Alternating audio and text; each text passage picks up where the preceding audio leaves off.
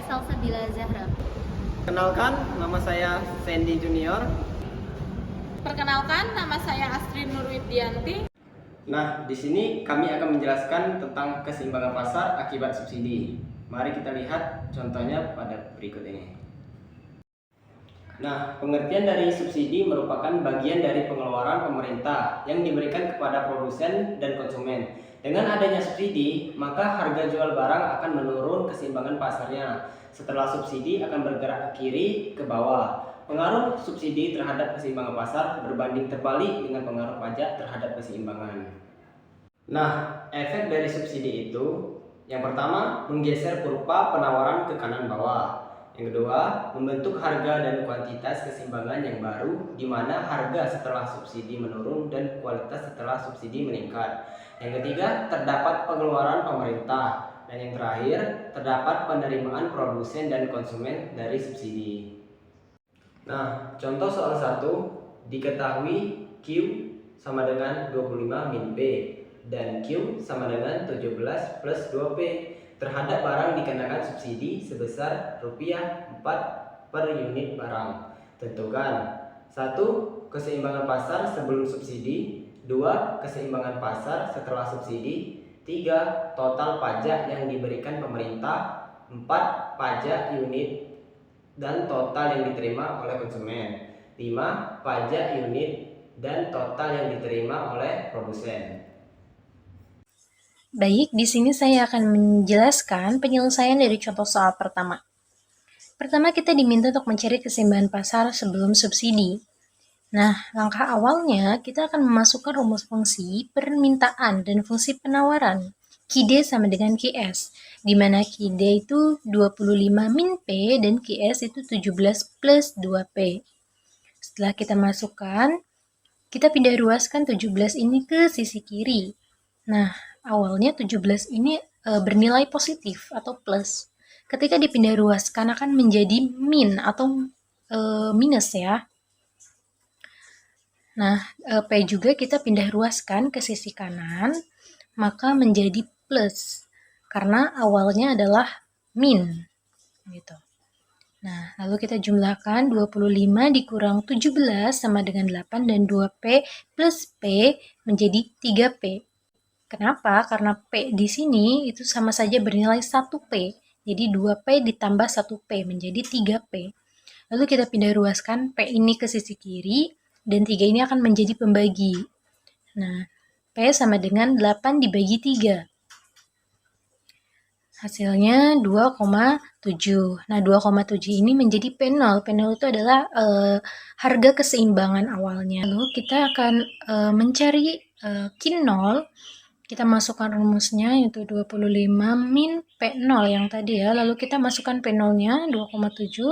Nah, sama dengan 25 min 2,7.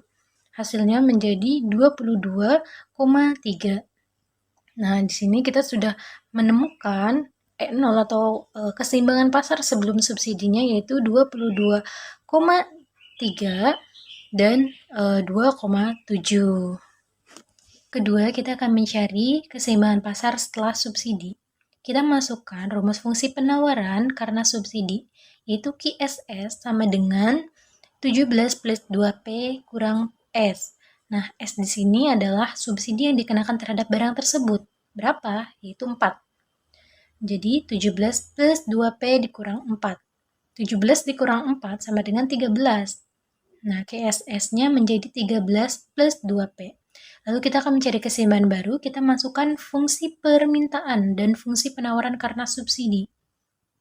QD sama dengan QSS. QD-nya berapa? Yaitu 25 min P dan QSS-nya 13 plus 2P. Lalu kita pindah ruaskan 13 ini ke sisi kiri menjadi min dan P kita akan pindah ruaskan ke sisi kanan menjadi plus. Jadi 25 min 13 sama dengan 2P plus P. 25 dikurang 13 sama dengan 12 dan 2P plus P menjadi 3P.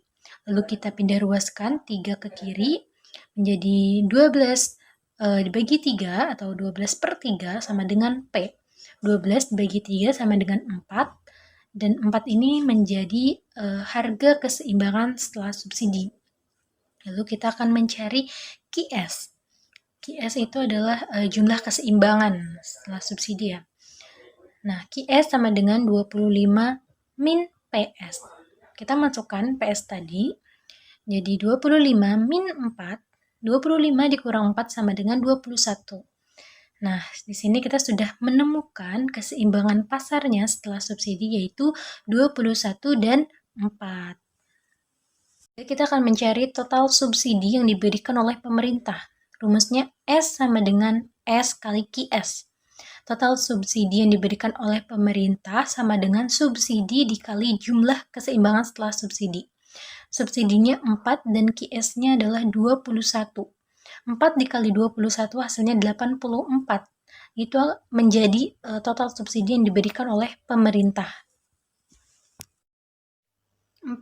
Kita akan mencari subsidi unit dan total yang diterima oleh konsumen. Kita masukkan rumus untuk mencari subsidi unit yaitu SK sama dengan P0 kurang PS. P0 ini adalah harga keseimbangan sebelum subsidi dan PS ini harga keseimbangan setelah subsidi. Nah, P0-nya berapa? Yaitu 2,7 dan PS-nya adalah 4. 2,7 dikurang 4 sama dengan min 1,3. Lalu kita mencari subsidi totalnya yaitu SK sama dengan P0 dikurang PS dikali QS. Sama seperti tadi, masukkan P0-nya yaitu 2,7 dikurang 4 dikali 21. Nah, hasilnya menjadi min 27,3. Terakhir, kita akan mencari subsidi unit dan total yang diterima oleh produsen. Pertama, kita akan mencari subsidi unit yang diterima oleh produsen terlebih dahulu. Kita masukkan rumusnya, yaitu SP sama dengan S kurang dalam kurung P0 dikurang PS. Kita substitusikan. Subsidinya 4, dikurang dalam kurung P0-nya adalah 2,7, dikurang PS-nya adalah 4. Kita akan menghitung terlebih dahulu yang di dalam kurung.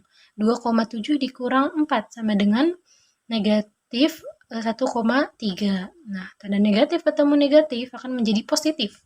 Jadi 4 plus 1,3 sama dengan 5,3. Kemudian kita akan mencari subsidi total yang diterima oleh produsen. Kita masukkan rumusnya SP sama dengan S kurang dalam kurung P0 dikurang PS kali QS. Substitusikan. Subsidinya 4 dikurang P0-nya 2,7 dikurang PS-nya adalah 4 dikali QS-nya adalah 21. Nah, kita selesaikan dulu nih. Kita kan sudah menemukan hasil dari 4 dikurang dalam kurung 2,7 dikurang 4 itu 5,3. Tinggal dikalikan saja 5,3 dikali 21 hasilnya 111,3. Nilai subsidi produsen lebih besar karena sebagian tidak dinikmati oleh konsumen. Hal ini terlihat dari subsidi konsumen yang bernilai negatif, sehingga manfaat dari subsidi ini lebih banyak jatuh ke pihak produsen, bukan konsumen. Nah, contoh soal yang kedua itu, diketahui fungsi permintaan P100,5 Ki, fungsi penawaran P sama dengan 0,5 Ki plus 4. Besarnya subsidi per unit yang diberikan permintaan adalah 2 satuan uang. Pertanyaannya, A. Tentukan harga dan kuantitas keseimbangan pasar sebelum dan sesudah subsidi. B. Besarnya subsidi per unit dan total yang diterima konsumen. C. Besarnya subsidi per unit dan total yang diterima oleh produsen. D. Besarnya subsidi total yang diberikan pemerintah. Dan E. Gambarkan grafiknya. Keseimbangan pasar setelah subsidi jika S sama dengan 2. PS sama dengan 0,5 Ki plus 4 min 2 sama dengan 0,5 Ki plus 2. D sama dengan S kecil 10 min 0,5 Ki sama dengan 0,5 plus 2. 10 min 2 sama dengan 0,5 Ki plus 0,5 Ki. 8 sama dengan QS. PS sama dengan 0,5 Ki plus 2 sama dengan 0,5 kali 8 plus 2 sama dengan 6. Jadi keseimbangan pasar menjadi ES dalam kurung 8,6 tutup kurung. Penyelesaian B, subsidi yang diterima konsumen. Subsidi per unit adalah SK sama dengan PO dikurang PS sama dengan 7 dikurang 6 sama dengan 1. Subsidi total adalah SK sama dengan buka kurung PO min PS tutup kurung QS sama dengan buka kurung 7 dikurang 6 tutup kurung dikali 8 sama dengan 8. Penyelesaian C, subsidi yang diterima produsen. Subsidi per unit adalah SP sama dengan S min buka kurung PO min PS tutup kurung sama dengan 2 min buka kurung 7 min 6 tutup kurung sama dengan 1.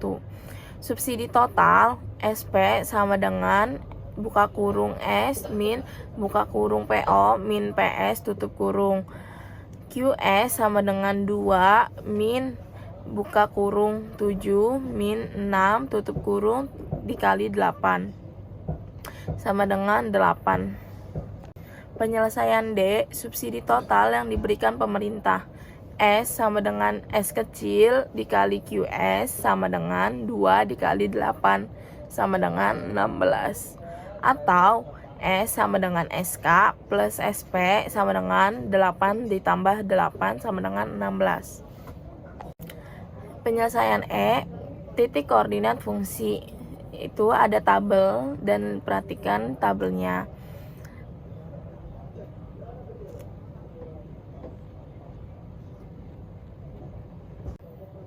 Selanjutnya ada grafik.